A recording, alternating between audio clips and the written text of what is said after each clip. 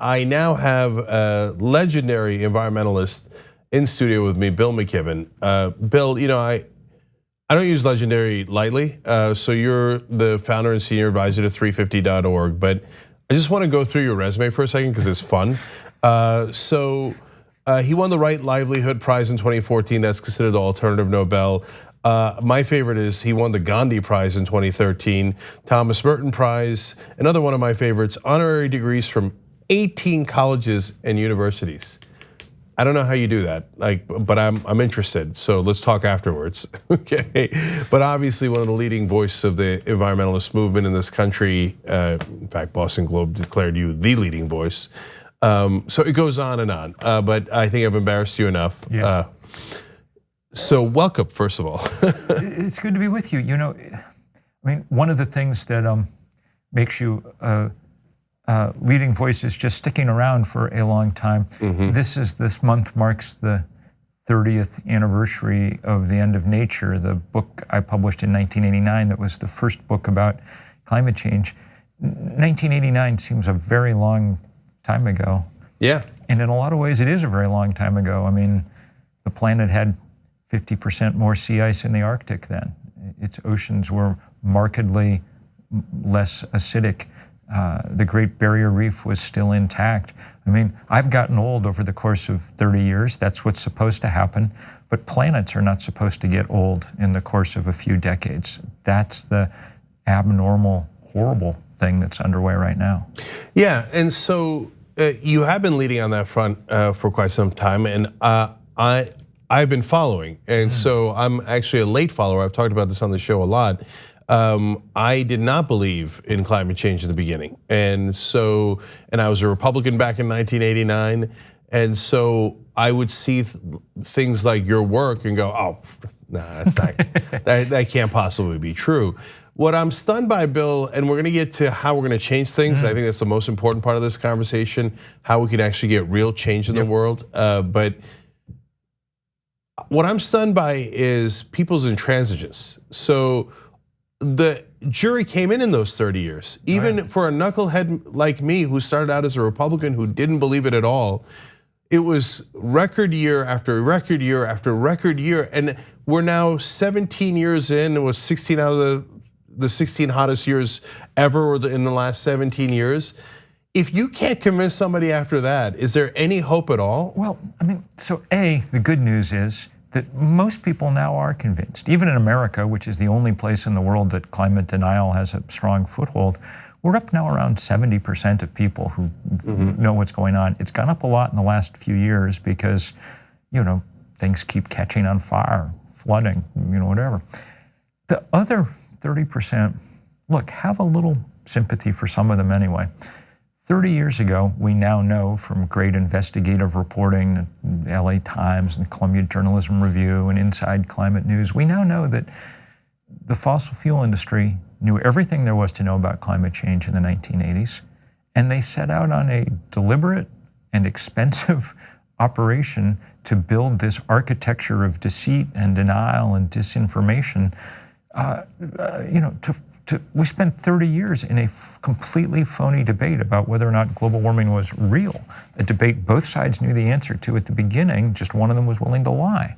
But if you have that much money to spend on a lie and you just keep repeating it over and over again, it's not surprising that 30% of people end up befuddled by things. Yeah, look, I want to tell the audience one quick thing here because I'm a casualty, or I was a casualty of that propaganda war.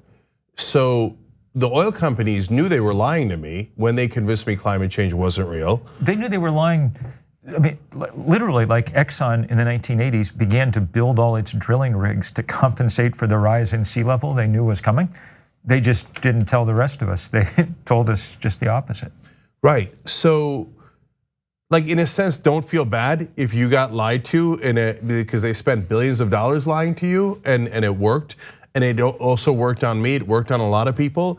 But on the other hand, understand that this is not a genuine debate. 99% of the world's scientists did not get together and launch a conspiracy to change the temperature readings all across the world and just have decided because of China or government contracts or whatever insane theory is out there. It was such a good conspiracy that they persuaded the Arctic to go along with them, you know. I mean, look, I don't know if it's like the moon landing and they're faking in the conspiracy world, the glaciers falling into the ocean, etc. But Bill, that does really go to another part of the problem here, which is the mainstream media, which I think has gotten better, but still has a lot of work to do. Because the reality is, when someone says that climate change is not real, that is a deeper and more insane conspiracy theory than almost any other conspiracy theory out there. Because it would involve literally millions of scientists from across the world getting together and inventing temperature readings and let alone everything else. Like, that is the stupidest, dumbest conspiracy ever. You should literally be thrown off the air and say, this guy's a liar and he's being paid to lie to you. But yet the media goes, finally we've gotten to a point where they're like, well, it's not 50-50. So it was not the media's finest hour, and even good institutions fell into lazy habits for a couple of decades of just treating it as a he said, she said thing and not digging, and that was really bad and harmful. I will say, in the last few years, an awful lot of great reporting has gone on now about climate change. And I know this because I feel so grateful for it personally. The first decade or so, it was a lonely business being, there was if there was an article in any major publication about climate change, there was an altogether too good chance that it was written by me for about 10 years. and I'm so grateful now for the great reporting that's going on. Yeah, it comes late. I mean, we're no longer going to stop global warming. That's not one of the options. The question now is, can we stop it short of the place where it just cuts civilization off at the knees? And even that's not at all clear. So let's talk about some of those circumstances, and then I promise we're going to get to how to fix it. So can you tell folks why you named the organization 350.org? 350 is the most important number in the world. It's just no one knew it till about 10 years ago, when Jim Hansen, the greatest climate scientist there's ever been, published a paper saying 350 parts per million CO2 is the most you could safely have in the atmosphere.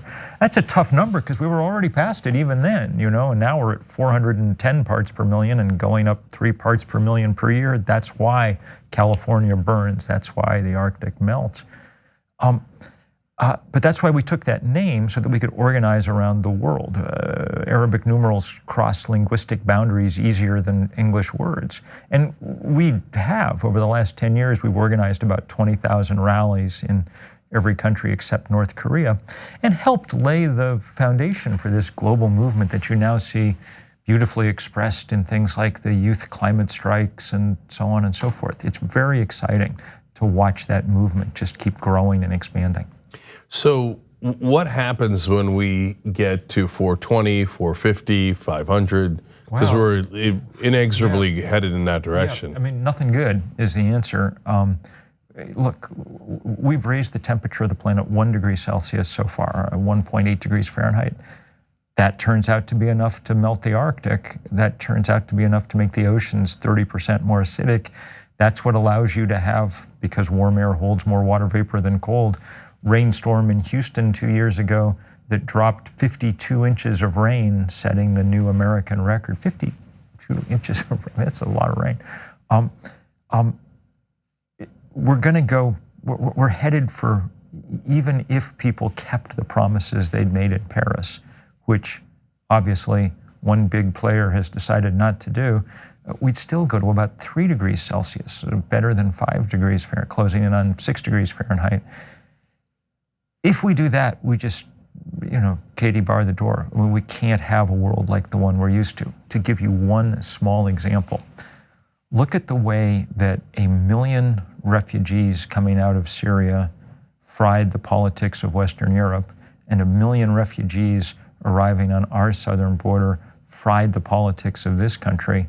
Now take into account that the UN estimates that on current trajectories, we could see 1 billion climate refugees this century. Multiply the discombobulation we've already seen by 1,000 times, and imagine what kind of world we're living in. So I've always assumed that South Beach was going to be underwater in my lifetime, and now it's beginning to flood when it doesn't rain. Yep. And so I think that actually every regular person I've talked to that's not in the news business, that's not in the science business, you tell them South Beach is flooding without raining, and it just rocks their world. They can't, that blows their mind, and it begins for them to understand the issue at hand. So, I mean, I know that this is a totally wild guess, and we shouldn't even have this conversation, but what's your sense of, like, when do we start losing major cities like Miami? Right, well, I mean, we're losing them insidiously now to the rise in sea level, which is causing sunny day flooding across places.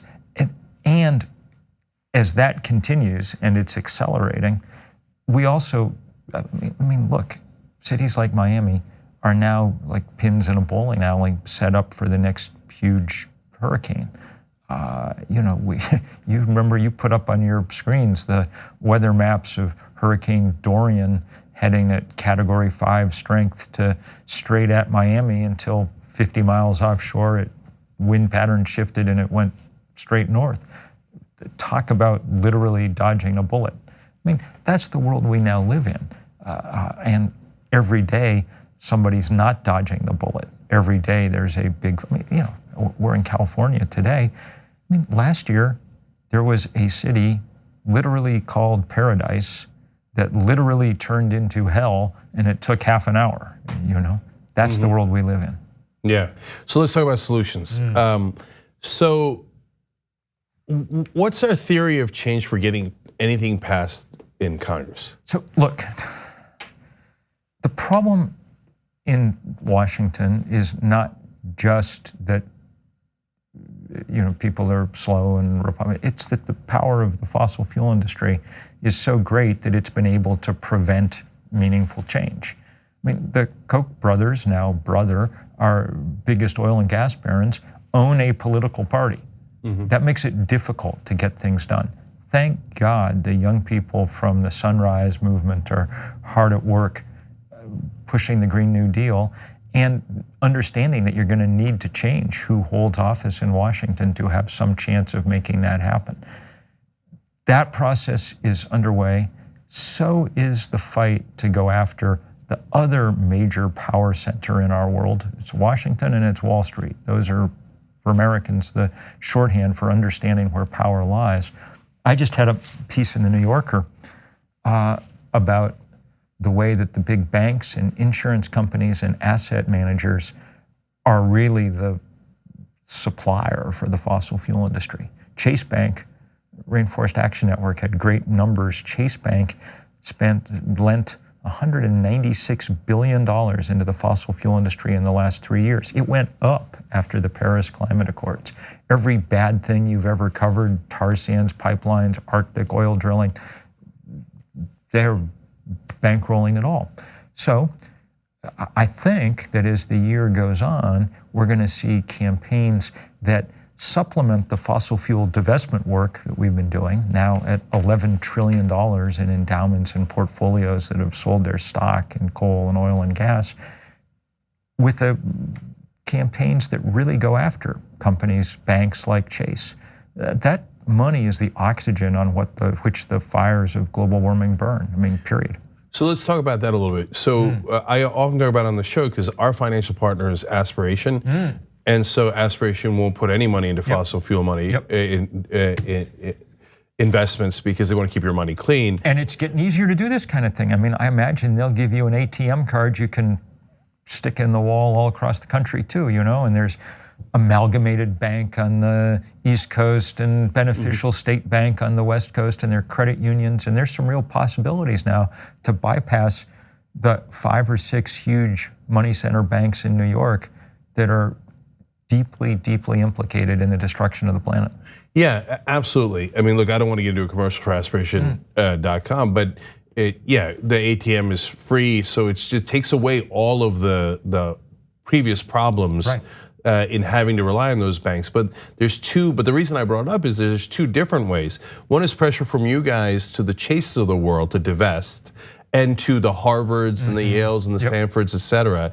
And the other is for people to just go, well, I'm not going to use a dirty bank. Yeah, we want them all to do it at the same day. So, Right. so we want to make this point loudly. So keep tuned, and there'll be a day before long. I mean, there's tens of millions of people in this country with a Chase card in their wallet, and every one of those people has a pair of scissors at home. And a pair of scissors is going to be an effective tool in fighting climate change. Yeah, absolutely. And so there was one thing in the article you wrote in The Guardian about this issue that really struck me, which is that you really want them to stop, when you said when you're in a hole, stop digging. And in this case, it's quite literal, right? Because you want them to stop digging for oil and gas, et cetera. And so that I knew, but what really struck me was the point you made about if they finance those projects today, then those companies must do them for 20 to 30 years to get their money back and to get the profitability. Yep. So tell us a little bit about that. If you build a pipeline right now to take tar sands out of Alberta and ship it someplace, I mean, the entire financing, the whole premise is it's going to run for 40 years to make its money back. You know, that's what you're telling investors. So if you put these markers in the ground, then you have a huge vested interest to keep fighting for them decade after decade in Washington and wherever else. That's why stopping them before they go is so important. You'll remember that was the sort of logic at the start of the fight about the Keystone Pipeline, a fight that so far that pipeline's not been built. More to the point, it convinced people they could stand up to big oil, and now every pipeline, every frack well, every coal mine, it all gets fought. And when it gets fought, even when we lose the fight, we slow things down, and when we slow things down, each month that passes, the engineers drop the price of a solar panel another % or 2. The price of sun and wind has fallen 90% in the last decade. It's the cheapest way to generate power. It's only the incumbent political advantage that the fossil fuel industry has that keeps it in the game. So I actually want to point out that Bill is maybe the only activist out there who has proven me wrong. So I've always said it's always the money. I don't care. Like, I love the activism. We encourage activism in 1,000 different ways, and I try to direct people into the most productive way of doing it. But just going and beseeching and protesting politicians never works. All they care about is the cash. The only time that it has ever worked was Keystone, when you led it in front of the White House. Keystone was a beautiful fight with so many people. And it was, it was really indigenous communities and farmers and ranchers and climate scientists and faith leaders and stuff. It shows what can happen if A, you get everybody working the same direction, and B, if they have a story that makes sense to people. That pipeline is a 1,500-mile fuse to one of the biggest carbon bombs on the planet. Once you understand that, then you understand why, like in some kind of action movie, you've got to snip the fuse. The same with this lifeline of money that the banks pump out to the fossil fuel industry. We got to cut it. Yeah, and Obama did not want to, and you guys, yes, and you guys, and look, when I say that, people get upset. They're like, no, that's the beloved sainted Obama. No, he's driven by money and political interests. Look, Obama was, I was happy he got elected, and we definitely have demonstrated at this point that there's a lot worse out there. Yeah, he was pretty great in many ways. But that doesn't, politics doesn't consist of electing someone and then walking away. Politics consists of, what we hope is that we elect precisely the people that we can then pressure to do good things. There's no use pressuring Donald Trump. He's not going to do good things. He does bad things just for the sheer pleasure of doing bad things, what it appears like. Yeah, oh yeah, I'm gonna own the libs by destroying the planet. And when we're all dead, well, they'll be owned as well. Right. Okay, that's one way to go. So, but let's stay on politics for a second, because look, the Republican Party is a lost cause. So when I hear sometimes good, well-intentioned environmental activists talk to me about how they're gonna win over Republican senators, I laugh and laugh and laugh and say, well, come back to me in 5 years when you realize you wasted all that time and energy. But I don't think that's the primary problem. I think the primary problem is corporate Democrats. And because the Republicans are a set thing. We know what we're getting with them, and you could beat them. You could win the Senate, you could win the House, but if you do, you're still not gonna get the Green New Deal because the Feinsteins, the Hickenloopers, the Michael Bennetts, they're all gonna vote no. I think Republicans are a big problem, I gotta say. I mean, I think that there's enormous possibility now in the Democratic Party for change that seemed impossible to me. Well, it seemed impossible until Bernie demonstrated in 2016 that there was a huge appetite for change. Now you can see that shifting. I mean, I helped write at his behest the party platform in 2016, and pretty much all I don't know about Biden, but all the Democratic candidates, serious candidates for president, are more progressive on these issues than the party was in 2016, and that was the most progressive platform we've seen. What really matters is voters making clear what they demand. The fact that climate change is polling as the #1 issue is the reason that pretty much every major candidate has said, again, I think with the exception of Biden, that they want to try and get rid of fracking, that they're going to stop public lands from being used for coal and gas and oil. A president could actually do that, and public lands fall under their purview.